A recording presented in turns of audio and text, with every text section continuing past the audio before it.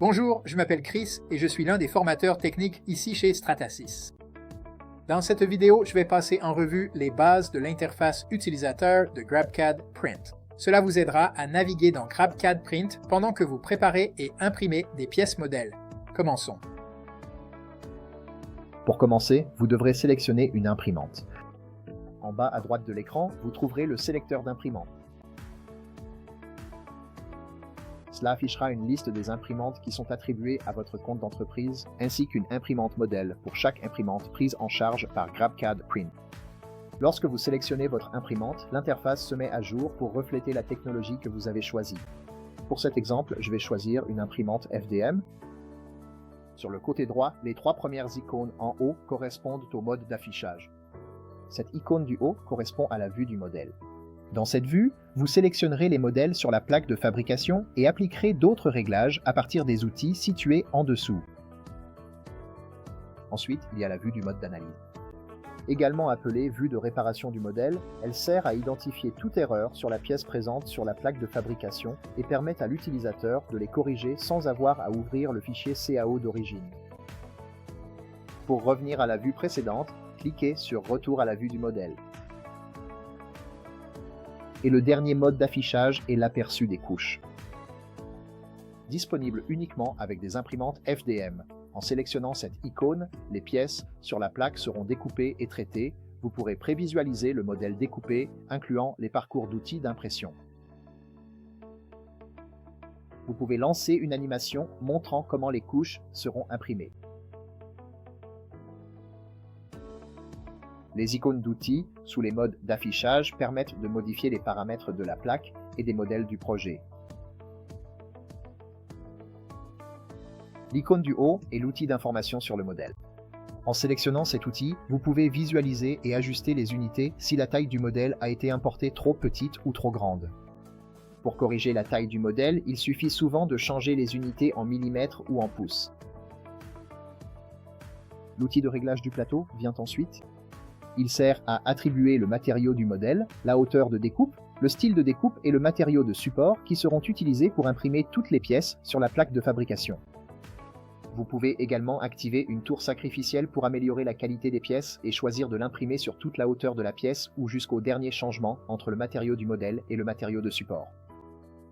Tout d'abord, le réglage du modèle vous permettra de sélectionner le style de remplissage et d'ajuster la densité de remplissage, l'épaisseur du corps et l'angle de remplissage. D'autres options incluent les parois épaisses et fines ainsi que le remplissage à largeur variable. L'outil de réglage du support vous permet de sélectionner le style de support à utiliser pour imprimer les zones en surplomb du modèle. L'outil stabilisateur vous permet d'ajouter des parois de stabilisation aux pièces fines qui ne nécessitent pas de support pour l'impression, mais qui ont besoin d'être stabilisées pour réussir l'impression en raison de la gravité et des forces exercées par la tête d'impression lors du dépôt du matériau. L'outil d'ancrage vous permet d'ajouter des encres à une pièce afin d'éviter qu'elle ne se déforme pendant sa fabrication. Les encres sont des structures de support qui empêchent les modèles de se déformer pendant leur fabrication. L'outil d'agencement vous permet de positionner les pièces sur la plaque de fabrication ou dans le projet. L'outil d'orientation vous permet de modifier l'orientation de la pièce selon les axes X, Y ou Z. Cela vous aidera à obtenir le meilleur équilibre entre la solidité de la pièce, le temps d'impression et la structure de support pour chaque modèle sur la plaque de fabrication.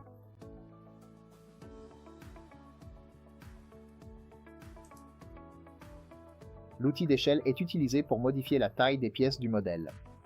Les assemblages et les pièces multicorps peuvent être mis à l'échelle uniformément sur tous les axes, ou chaque pièce peut être mise à l'échelle indépendamment sur chaque axe. Et l'outil de notes de fabrication vous permet de consulter toutes les notes de fabrication générées automatiquement ou créées manuellement qui y sont associées au projet.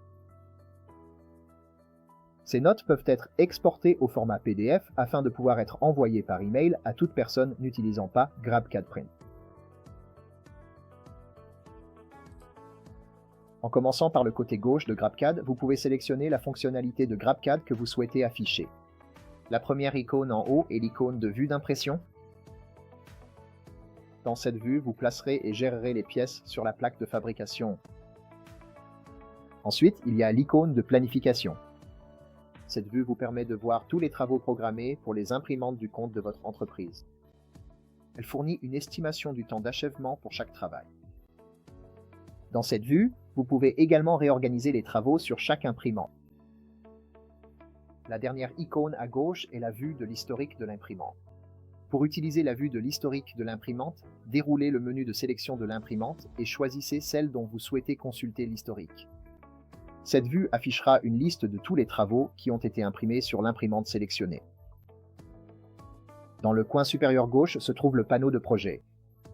Celui-ci répertorie tous les modèles qui se trouvent actuellement sur la plaque de fabrication en cours et dans le projet en cours. Chaque projet peut comporter une ou plusieurs plaques de fabrication. Pour ajouter des plaques de fabrication supplémentaires, il suffit de cliquer sur l'icône plus pour en ajouter d'autres ou ajouter des plateaux. Pour fermer le panneau de projet, cliquez sur le X ici en haut. En bas à gauche de l'interface se trouvent 3 icônes. L'icône de mise à jour permet de télécharger et d'installer la dernière version de GrabCAD Print. Par défaut, GrabCAD vous informe des mises à jour logicielles, mais vous demandera de les installer. Pour terminer l'installation, vous devez disposer des droits d'administrateur sur votre ordinateur. L'icône Message vous avertit du contenu envoyé par Stratasys en lien avec l'imprimante sélectionnée pour votre tâche en cours. L'icône Identité vous permet de sélectionner le compte de votre entreprise, si vous en avez plusieurs, et de modifier votre interface utilisateur, et de vous connecter ou de vous déconnecter de votre compte. Enfin, tout en haut, nous avons les différentes vues disponibles. Nous avons la vue de dessus, nous avons une vue de dessous, nous avons une vue de gauche, une vue de droite, une vue de face, une vue arrière détaillée et également une vue isométrique. Il y a aussi l'option perspective qui peut être activée ou désactivée. L'icône suivante permet d'afficher les surfaces supportées. En regardant l'orientation par le dessous, on peut voir que les zones en violet auront une structure de support imprimée en dessous. L'icône suivante permet de mettre à l'échelle l'aperçu. En la sélectionnant, l'affichage s'adapte pour montrer l'ensemble du modèle. L'icône suivante permet de sélectionner un modèle individuel sur la plaque de fabrication et de zoomer dessus. Et la dernière icône effectue un zoom pour afficher l'ensemble du plateau ou de la plaque de fabrication. Enfin, la toute dernière icône permet d'activer ou de désactiver le manipulateur 3D, ce qui vous permet de manipuler la pièce sur la plaque de fabrication.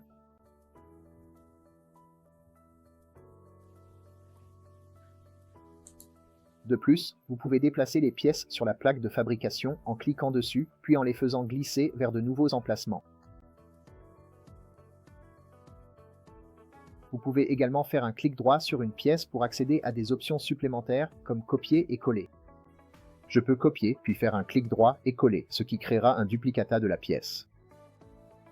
Ou si j'ai plusieurs duplicata, je peux faire un clic droit dessus et sélectionner dupliquer, ce qui me permettra alors de créer plusieurs copies en même temps. Je peux aussi faire un clic droit pour supprimer ou masquer. Si je supprime la pièce, elle sera retirée de la plaque. Si je masque la pièce, elle ne sera pas imprimée, mais elle restera disponible pour être réaffichée ultérieurement. De plus, en faisant un clic droit, je peux déplacer une pièce particulière vers un autre plateau. Je peux donc déplacer cette pièce ici vers le deuxième plateau que j'ai. Je peux utiliser la fonctionnalité de groupe lorsque je travaille avec des fichiers CAO natifs, et je peux verrouiller ou déverrouiller l'orientation d'une pièce. Et enfin, je peux ajouter des notes de fabrication au corps.